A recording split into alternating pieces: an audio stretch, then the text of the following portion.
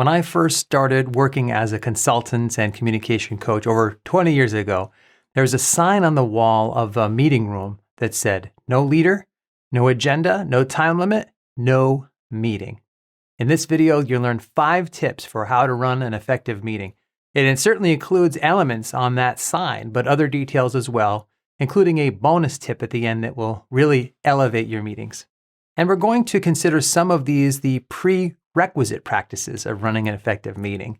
That means practicing some of these elements consistently will not guarantee that all your meetings will be productive, but these habits will prevent you from having unproductive and ineffective meetings. And there are some more advanced tips that will elevate your meetings that we'll talk about along the way as well. This is going to start out really basic, but I can almost guarantee that if you are currently experiencing ineffective meetings, then your team is not doing one or more of these 5 practices. Plus, there's that bonus tip at the end. So use this as a checklist. Number 1, the meeting must have a leader. This might seem obvious, but I've been to numerous meetings, especially committee meetings where I work over the years, where the group is meeting regularly, but there's no one clear leader who's driving it. Sometimes the actual leader can't be there, but they want us to meet without them anyway to see what we can get done. This can be very confusing for everybody. So your first step is to identify the leader beforehand. And if you're watching this video, I'm going to assume that you are the leader, and the rest of the tips will help you become more effective. Number 2, you must have a written agenda. I strongly believe that there should be a written agenda that is sent out a day or so before the actual meeting so that everybody knows how to prepare beforehand and then can fully participate once they arrive. At least send a bulleted email list of topics that you'll discuss. So to me, this is like having a leader in the first place. It's an obvious prerequisite. But in my experience, no written agenda is almost the norm for many meetings. I've attended those, and those meetings are seldom productive in the end.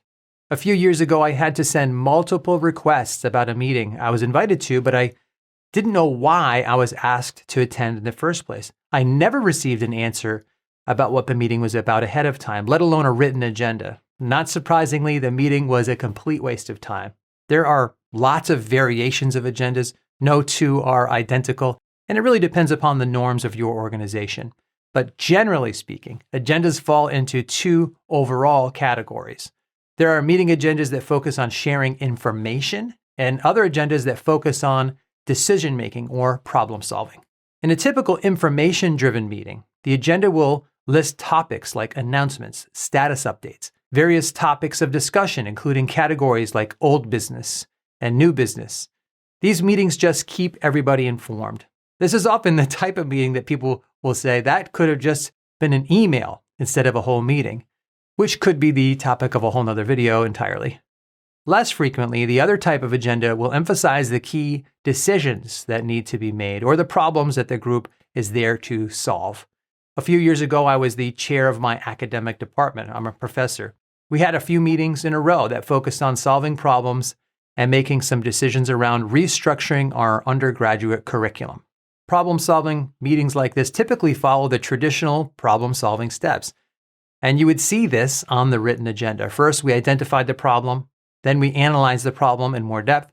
Then we generated possible solutions, identified our best solutions, and finally took steps to implement our decision. This decision-making process took a few meetings to complete, but I've run other meetings where we progressed through the entire problem-solving steps in just one meeting. And there's nothing magic about either approach to an agenda. Just make sure you create an agenda for the sake of clarity and distribute it early. Get it out to everybody in advance so they can prepare fully and then show up and participate fully. And that leads to our next tip. Number 3, each person must know what the leader expects of them to contribute to each meeting.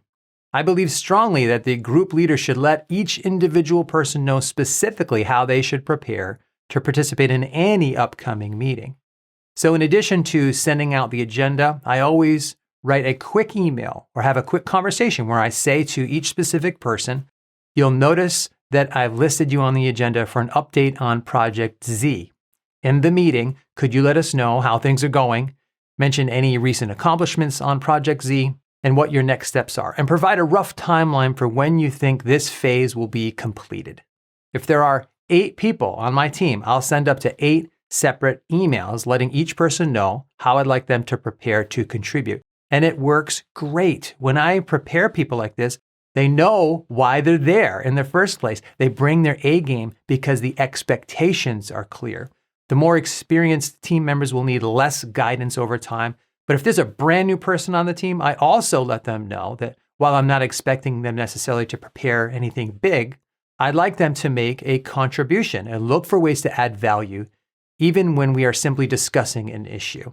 I'll say to them, be sure you, number 1, ask a question during the meeting. Number 2, offer your point of view. And number 3, build on what other people are saying. Those are the 3 easiest ways to get a new person up to speed and contributing as soon as they join your organization. Number 4, the leader must encourage and facilitate maximum participation during the meeting itself. Nobody likes attending meetings that are lifeless and nobody's contributing. So in addition to the previous tips, it's also good practice to send any additional materials you'd like them to read ahead of time and let them know how to prep up for those specific discussions. But the key to encouraging maximum participation is by preparing good discussion questions ahead of time. In a meeting situation, the best way I've seen this done is first, the leader provides some sort of information, a stimulus, we'll call it. Second, the leader then asks a clear, prepared question to get a response. The stimulus might be a report you sent out earlier, maybe some feedback you heard recently. The stimulus could be anything. And here's how it looks in the moment. You pull up the report or feedback or whatever information you're sharing, and you keep it up so the group can see it the entire time. And then you ask one clear question at a time. You might even write the questions on the agenda. You could put one question up at a time on a slide, depending upon the norms of your organization. The information in this example, a report, the feedback, plus a clear question will create the ideal conditions for a good discussion. If you miss either of these, you will probably not generate as helpful of a discussion as you could have. Groups have the best discussions when the leader provides the stimulus and then asks them to respond. Number 5, and then I'll give you the bonus tip, you must have a clear time limit for lots of reasons. A time limit will make the group work more efficiently rather than waste time. The number one thing that makes people work more efficiently in a group is when people notice the time. So at some point in every meeting I've been in, somebody will say, oh, we only have 20 minutes left. Let's get moving.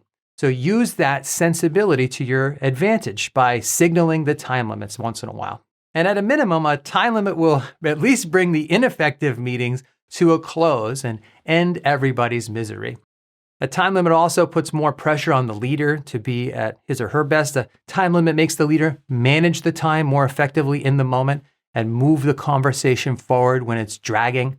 A time limit will encourage the leader to rein in and refocus members who tend to ramble and go on tangents. A time limit will encourage the leader to make sure the overall pacing of the meeting flows well so the proper amount of time is devoted to the most important topics of discussion. One of the positive pieces of feedback I received on my annual review when I was the chair that I was secretly the most proud of was that the faculty believed that we never had a wasted moment in meetings. Every minute was time well spent. And now for the bonus tip. The tip is to leave more space for your team members to talk to each other. Instead of a mindset of, quote, running the meeting, see yourself as, quote, facilitating a meeting. Here's what I mean. The most common pattern I've seen in meetings is where a team member will say something or ask a question, and the leader then is the first person to respond. This creates a pattern where the leader is really having a bunch of one-on-one conversations, even though you're in a group. It looks like a straight line of communication going back and forth between the leader and each person. Meetings like this rarely feel dynamic and energetic, and it short circuits what could have been a good discussion. Instead, those kinds of meetings lack creativity, they lack collaboration. In short, this doesn't take advantage of the power of the group, which is one of the key reasons to have a meeting in the first place. Instead of a back and forth line, visualize the communication pattern like a star, like the kind of star you draw where the communication bounces from one person to the next until it goes full circle. And you as the leader can create this pattern. To start it, when you ask a question or when somebody says something, resist the temptation to jump in. leave more time and space for the other team members to respond. So you'd still listen carefully, use good nonverbals like eye contact and nodding. Maybe you'd make a small verbal utterance like ah or You'd still affirm them nonverbally, in other words. But instead of saying something, articulating your idea, look around the room to invite responses from others. You could even ask them, what do you all think? The goal of this is to get the team members talking to each other in ways that lead to a dynamic and collaborative discussion. And keep asking questions to keep that conversational ball rolling. The conversation then becomes one that you facilitate rather than run or manage. If you get the conversational dynamics right, your meeting will be 10 times more satisfying for everybody. Here's the expanded checklist based upon the sign that I saw on the wall in that consulting company I work for, plus the other tips we added today. Again, many of these are prerequisites. That means this doesn't ensure you'll have lots of amazing meetings, but it will virtually guarantee your pointless meetings. And many of the other tips about generating more discussion will help level up any team's conversation. Be sure to take a look at the resources in the description below, including a free PDF download of the top 5 essential communication skills that every professional should have. Until next time, thanks, God bless, and I will see you soon.